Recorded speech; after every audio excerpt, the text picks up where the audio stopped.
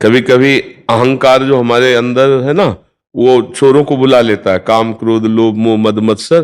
तो हमें दैन्य रहना है और अपने को छुपा के रखना है, कभी अपनी भक्ति को प्रकाशित। और जब भगवान प्रकाशित करते हैं फिर कोई बाल बांका नहीं कर सकता है। तो अधिकतर गुप्त रहने की चेष्टा करो और खूब नाम जप करो, स्वयं भक्त मान ले लो, भक्तों के चरित्र पढ़ो। और ये एक ध्यान रखना, अपनी तरफ से किसी भी संत को अपना बनाने की कोशिश मत करना। ये हम तुम्हें इसलिए कह रहे हैं कि तुम्हारी श्रद्धा में ना फर्क पड़ जाए। जब भगवान संत समागम देंगे तो वो बहुत जांच पूर्वक देते हैं, फिर आपकी अश्रद्धा नहीं होगी। और आप ऐसे तो फिर आपको संतों के प्रति यदि अश्रद्धा हो गई तो भाव चला जाएगा। गुरुदेव आपने अभी बोला कल परसों कि जो भी संत मिले सबके प्रति भगवत भाव करना। बच्चा भगवत भाव तो हम जड़ चेतन सबके प्रति, संग का मतलब समझ रहे हो? आओ महाराज बैठा, क्योंकि बच्चा कई ऐसे जीवन में दृश्य देखे हैं जिनसे मुझे लगता है सबको प्रणाम करें, पर संग के लिए भगवान से प्रार्थना करें कि मुझे आप अपने, वो जानते हैं मुझे संतों का संग दीजिए, तो वो संत संग देंगे। जब द्रवय दीन दयालु रागो तो साधु संगति पाइए। और यदि हम कहीं अपनी तरफ से, तो बहुत से ऐसे भगवान के लीला विलास वाले रूप हैं जिनको देखकर आपके संतों के प्रति हो सकता है भावना गिर जाए। इसलिए हम कह रहे हैं, क्योंकि भावुक लोग जैसे होते ना, फिर बहुत जल्दी फिर उसमें अभावना भी आ सकती है। ऐसे ऐसी लीलाएं हैं कि जिनका उद्देश्य ही नहीं श्री भगवान है, और ऐसा सब कुछ, तो उसमें फिर आपकी श्रद्धा चली जाएगी। या तो फिर इतनी निष्ठा हो कि हमारा कभी दोष दर्शन ही नहीं होगा, चाहे जैसा व्यवहार करें, पर ऐसे व्यवहारों में फिर दोष दर्शन होने लगता है। तो इसलिए दोष दर्शन ना हो, अपनी तरफ से परिचय मत बनाओ और भगवान से प्रार्थना करो कि मुझे संत समागम दीजिए। तो वो जब संत समागम देंगे तो बहुत, जीवन में हमारा ये नियम रहा है, हम अपनी तरफ से किसी की प्रशंसा सुनकर कभी नहीं गए, कभी नहीं गए। जीवन बचपन से मतलब एक निष्ठा रही है कि मुझे श्री भगवान जरूर मिलाएंगे। अगर भगवान का प्रेमी भक्त है तो मेरे हृदय में जब तक प्रेरणा नहीं होगी तो हम अपनी तरफ से कभी नहीं है साथ। और जब प्रेरणा हुई तो जहां देखा है वहां बिल्कुल 100% वाला देखा, 100%, 99 नहीं। तो क्योंकि भगवान अपने हृदय को जानते हैं और उसके भी हृदय को जानते हैं, तो इसलिए बहुत गुप्त रहना चाहिए। अपनी श्रद्धा को ऐसी प्रकाशित न करना चाहिए कि कभी कोई उसमें हमारे ठेस पहुंचा दे। बहुत विचित्र विचित्र कोटि की लीलाएं हैं। 1000 में कोई 2-4 ऐसे होंगे जो भगवान की प्राप्ति करना चाहते हैं, 1000 में कोई 2-4 होंगे, ये बात समझना है। तो हमें क्या करना है? सब में भगवत भाव करना है, पर अपने को संबंध नहीं रखना, अपने को संसर्ग नहीं होने देना। संसर्ग वही जब भगवान करवा दे।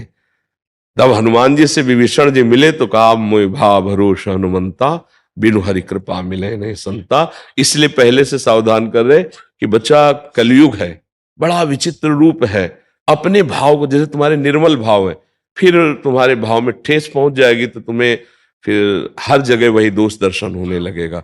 एक जगह जल जाए ना तो फिर सबसे घृणा होने लगती है, और वो जीवन का बहुत नाश का स्वरूप होता है। इसलिए बहुत सावधान रहे, कहीं अपनी श्रद्धा प्रकाशित न करे। और जब भगवान प्रकाशित करेंगे जिसके प्रति, वो अटूट होगी, क्योंकि भगवान के द्वारा दी है। समझ पा रहे हैं आप हमारी बात?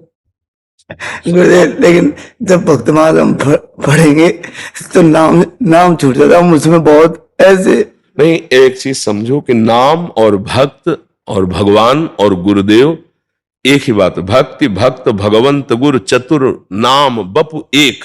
अगर हम भक्त चरित्र पढ़ रहे तो नाम में है, संत सेवा में है तो नाम में है, ठाकुर सेवा में है तो नाम में है। क्योंकि हम सुन रहे हैं ना, वो भगवान के प्रेमी भक्त हैं, इनमें भेद नहीं माना जाता। तस्मित जने भेदा भावात, भगवान और भगवान के जनों में अभेद स्थिति होती है। तो उस समय नहीं सोचना कि नाम छूट गया। गुरुदेव अब मैं बिल्कुल कोरा कागज आपके पास भर के आया हूँ, अब आप मुझे जो आदेश कर दो मैं वैसे बिल्कुल वैसे ही चलूंगा। तो जो आपको बता रहे उसका चिंतन कीजिए और नाम जप कीजिए, ठीक है? राधा राधा नाम, हाँ, राधा राधा नाम जप कीजिए, ठीक है? सतनाम कौर जी, प्रणाम महाराज जी। गुरु प्रदत्त गुरु मंत्र का जाप ज्यादा से ज्यादा करने का प्रयास करती हूँ। जब भी मैं लंबी गहरी श्वास लेकर गुरु मंत्र का अभ्यास करती हूँ तो 15-20 श्वास के बाद ही जब अपने आप श्वास ना चलकर ख्याल में चलने लगता है। आज्ञा चक्र में बहुत वाइब्रेशन रहता है सारा दिन, थोड़ी थोड़ी देर बाद। क्या ये सही है महाराज जी? नहीं, आप क्या मतलब ख्याल का तात्पर्य क्या कहना चाहते हैं कि आपका मंत्र स्वतः चलने लगता है? हाँ, तो कहने की जरूरत नहीं। और आज्ञा चक्र में मान लो यहाँ की बात कर रहे हो। जी।